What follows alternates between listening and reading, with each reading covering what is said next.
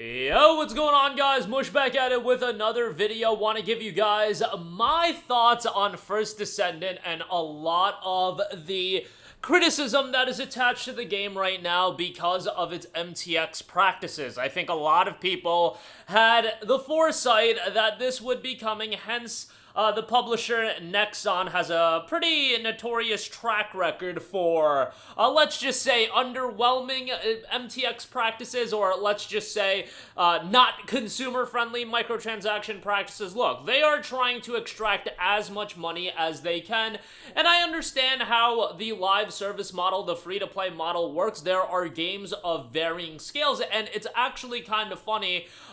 First Descendant is obviously being compared to two games particularly. Destiny, which a lot of the guns, emblems, icons, things of that nature look directly like they are from Destiny, but really the essence, the core, the DNA of the game, so to speak, is from Warframe. And while I'm not a big Warframe player, I played it way back in the day, and I played Warframe when it was in the crapper, and it initially came out and people hated the game. Made quite a turnaround. Seems to be that was quite the story in the early to mid 2010s of games that were a little bit in the crapper, making a turnaround. Warframe, Final Fantasy XIV, so on and so forth. But Warframe is generally perceived to be, you know, that free-to-play game that is very, very respectful towards the player's time and money. I know there is a grind that is attached to Warframe, and that is going to be the case with any free-to-play game. And look, if you are familiar with me, you know I am incredibly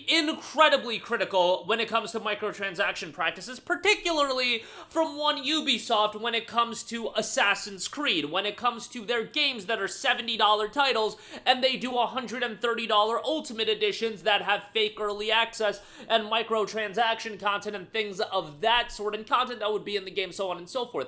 However, what you don't hear me talk about a lot is actual microtransactions in a free-to-play game. That's because, first of all, I don't play a lot of free-to-play games these days. Yeah, I'll cover them on this channel of what's coming out and things like that, but I don't get super invested into a lot of free-to-play games. In fact, I would say First Descendant is one of the first free-to-play games that I've really sunk a lot of time into in quite a while. Now, I played Destiny 2 again recently, but Destiny 2 I initially played when it was pay-to-play, so I don't even know if you want to count that. And, you know, I have my stint on jumping back into League every now and again, but the last time I really jumped back into League and gave it, like, a lot of playtime was in 2020 when the world went to hell. So, First Descendant, first time in a long time that I've gotten my, you know, real feet wet when it came to a free-to-play game and playing a lot of it. Now, live service games, I played Helldivers 2 earlier this year. That was a pay-to-play game, a $40 title, so I was going to be hyper-focused on a game like Helldivers 2 and its microtransaction practices because it had a price tag attached to it, and I thought Helldivers 2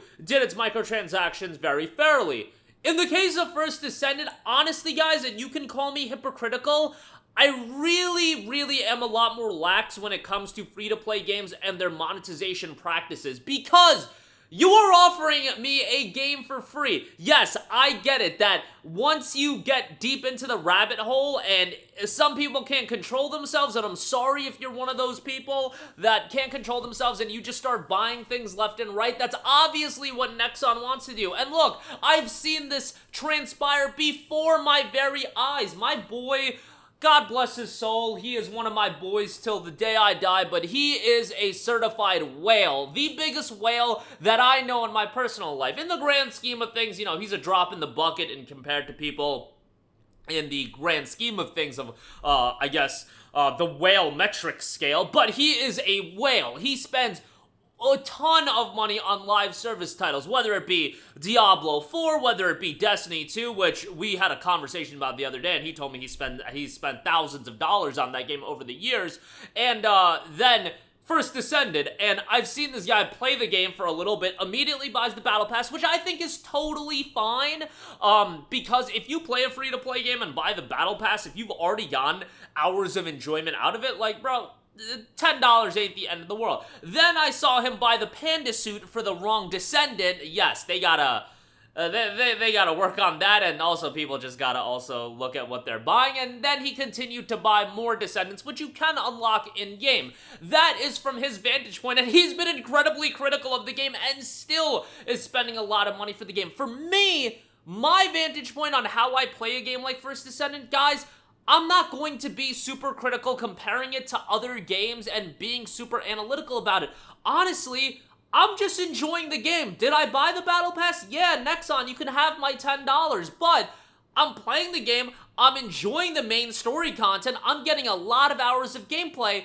Would I like to have every Descendant right off the bat? Sure. Do I need to? No, and that's gonna vary. People's desires out of a game is gonna vary person to person, but when I look at it, this is a free-to-play game that I've spent $10 on, and I've gotten my money's worth. Let's just put it that way, because I'm enjoying the game, which obviously, first and foremost, that's incredibly important. But also, I put a significant amount of hours into the game. If we're talking about entertainment, hours of gameplay per dollar spent in the game, I'm running away like a bandit when it comes to First Descendant. And that's how, to me, from my personal vantage point, how I assess the value of a free-to-play game. Am I enjoying it? Did I get hours of enjoyable gameplay for the dollars that I've spent out of it? And yes, I am. I'm not gonna buy the Ultimate Bunny skin. I don't need that. I don't need the Ultimate Descendants. I ain't buying that nonsense. Is there stuff that will give me a power advantage in First Descendant and people should be absolutely critical about that? Sure.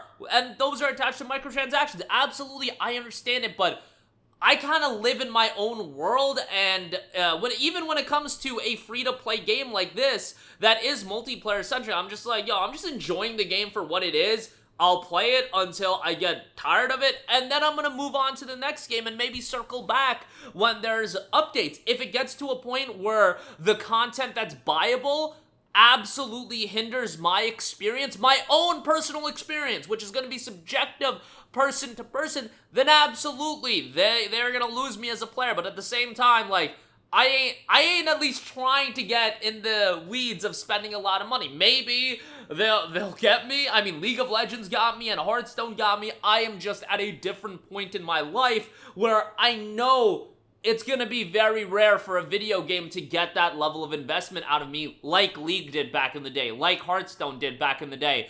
I jump from game to game, and I know that I'm not gonna be spending all this money in a game that, you know, I'm gonna play for a little while, I'm gonna go back to it every now and again, but I just know I'm always gonna be jumping around. Like, that's the stage of my life that I am at now. I'm not gonna get super competitive in League and spend a lot of money, which I did back in the day on League. Hearthstone, same thing. I wanted to get competitive in that game. Every time a set came out, your boy was giving Blizzard a lot of money, and it's a little bit cringe looking back at it, but I just don't, I don't view First Descendant as that kind of experience. I'm not looking through the cosmetics. And the cosmetics are egregious, like how they're doing the coloring in this game. I'm not saying that the microtransactions aren't absolutely egregious. They are. It's just, for me, I'm enjoying the game in spite of that. When I talk about microtransactions in a game like Assassin's Creed, it's because it's a $70 game. A free-to-play game and a $70 game, I'm just gonna have different expectations, and that's my own personal thing. You can view it however you want, and Nexon goes crazy with microtransactions. If that makes you not want to play the game, don't play the game.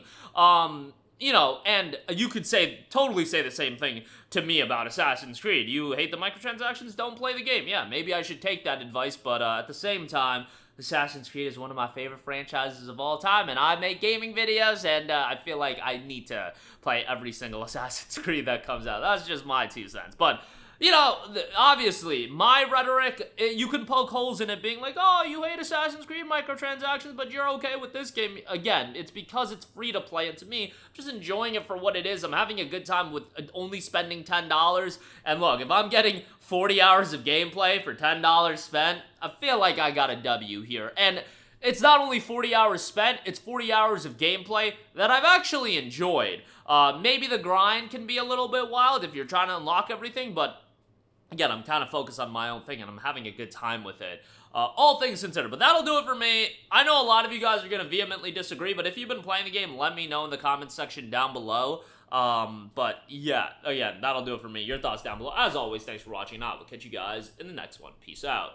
Hey, what's going on, guys? Mush here again. Hope you enjoyed the video. As you guys might know, YouTube's notification system is sometimes a little bit wonky, even if you're subscribed to the channel. Maybe you're not abundantly aware that I uploaded a video. To remedy that situation, make sure you hit the bell notification button. This way, whenever I upload a new video, and I try to upload as consistently as possible, you will be notified directly of the upload, and you can watch it as soon as it goes live. I would really appreciate if you guys hit that button so you can stay up to date with all of the content I'm posting. But as always, guys, thanks for watching, and I'll catch you guys in the next one. Peace out.